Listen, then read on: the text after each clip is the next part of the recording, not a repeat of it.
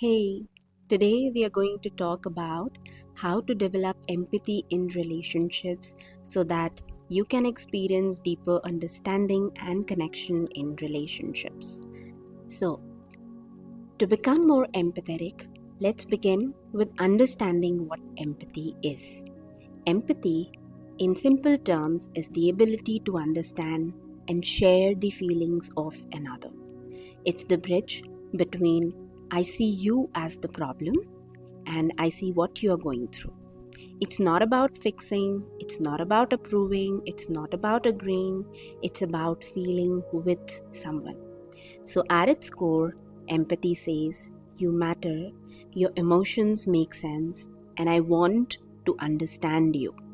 Hmm? When empathy is not there in relationships, many of relationship conflicts stems not out of the issue but actually the lack of empathy a person is facing during a conversation. Without empathy, at times partners feel judged, dismissed, and emotionally alone. Small arguments become emotional wounds, and one or both people may feel shut down or even withdraw in relationships.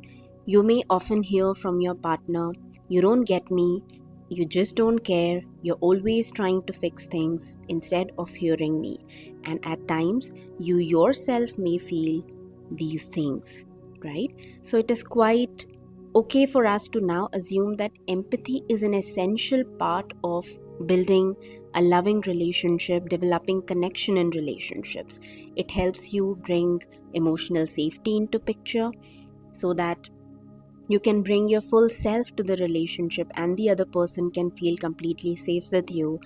It also brings connection, conflict resolution, and trust in relationships, where you know that you are with each other, not against each other. Instead of defending, you can listen to each other, and both of you can feel seen and heard even in hard moments. When couples practice empathy regularly, even difficult topics seem less threatening to them. Conversations become easy. You can talk about wounds, triggers, needs, and even ask each other how you can make each other feel better, right? Because both people feel emotionally held in relationships. So, empathy is not the same as sympathy or fixing someone. When it comes to sympathy, we usually come from the space, "oh, that must be hard for you," right? And the effect of sympathy is often pity and does not make you feel very connected to the person. Then comes fixing, where people jump into solutions. Here's what you should do. This is what you could have done. And so on and so forth. This solves the problem, but actually may shut down the other person from expressing. It may shut down the emotions in the conversation. But when it comes to empathy, what it actually sounds like is, "that sounds really painful, and I am here with you." This helps two people connect emotionally and validates the experience. Empathy actually allows space for someone's emotional truth without trying to change it, without trying to minimize it, or even rescue someone. Some of the common empathy blocks that people go through is this fixing thing, where people directly jump into giving advice that, you should just do this, you should just talk to your boss, you should just go and talk to your friend this way, you could have said this, you should have said this, etc. Secondly, invalidating feelings. You're overthinking it, it's not the way you see it, right? Another block could be making it about yourself. "You know what? This happened to me once and I did this, I did that," etc. Or another block could be shutting down the conversation. That let's not dwell into all of these things. Let's be positive. These things keep happening in life. This is not important. This is not going to help you in any way. Another blocker could be being uncomfortable with an emotion yourself, avoiding eye contact, changing the subject, or simply leaving, right?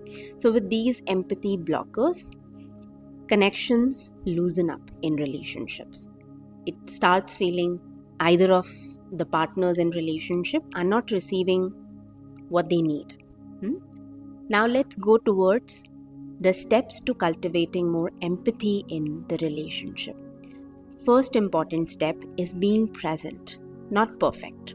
So put your phone down, make an eye contact, turn towards the person that you're talking to, and just being with them without doing any other task or checking out anything else, and then communicate.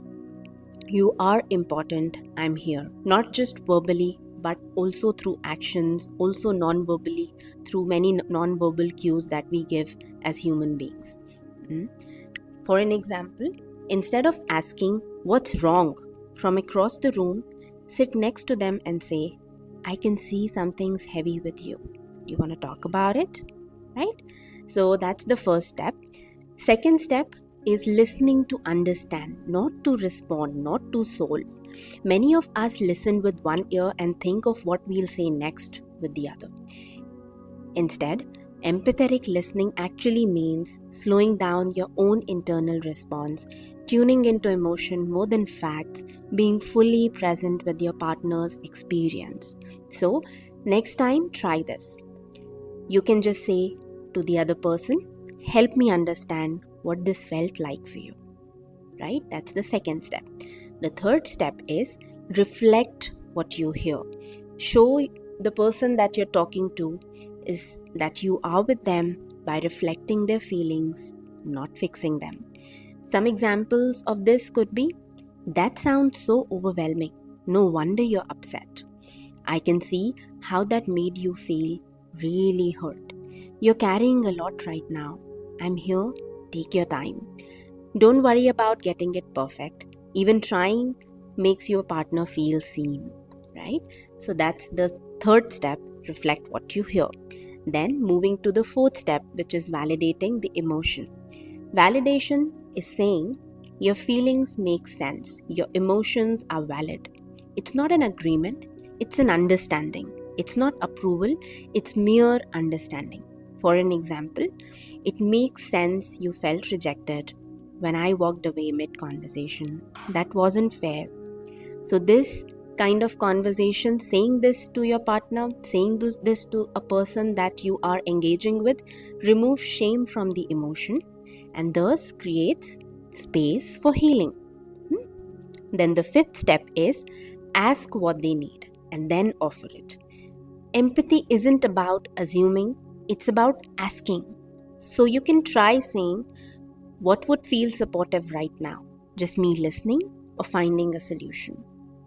Sometimes they may say, I just wanted to vent out. Please hold my hand. Or they may say, can you help me see this differently? So empathy means letting them lead, not you leading. This is how you can practice empathy with the person you're engaging with in a romantic relationship or your partner. But empathy is also about yourself. Empathy is also for yourself. So it's very hard for us to give what you don't have. You cannot actually pour from an empty vessel, right? So it's very important for you to become really, really compassionate, really empathetic with yourself. If you observe yourself judging your own emotions, if you do that quite often, if you're too critical with yourself, then there's a good chance that you'll judge your partners too, right? So you're going to just judge the other person's emotions the same way you judge your own. So practice saying with yourself, it's okay that I feel this way. This is a hard moment. I'm allowed to have hard moments. All my emotions are valid. Let me see what these emotions are trying to communicate to me.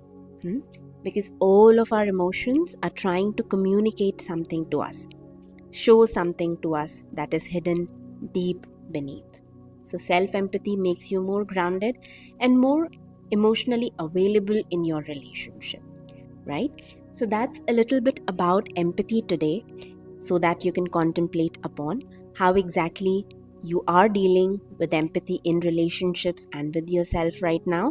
More than that, if you are somebody who observes yourself being too critical to yourself all the time, not being able to process your emotions, if you find yourself judging yourself too often, then I highly recommend to go through a session with one of our coaches in the team with me or anybody else, right, and resolve this, because this is super important for you to develop healthy relationship, right? If you are not able to develop empathy, that means you're lacking into one of the most important pillars of emotional intelligence, right? And without a holistic picture on emotional intelligence, the relationships can go haywire, right? So that's the assignment for you today, and I will see you in the next session. Thank you so much for listening to me so far, and I am waiting to hear from you. If you have any question, if you want to work on anything, I already said that you can feel free to have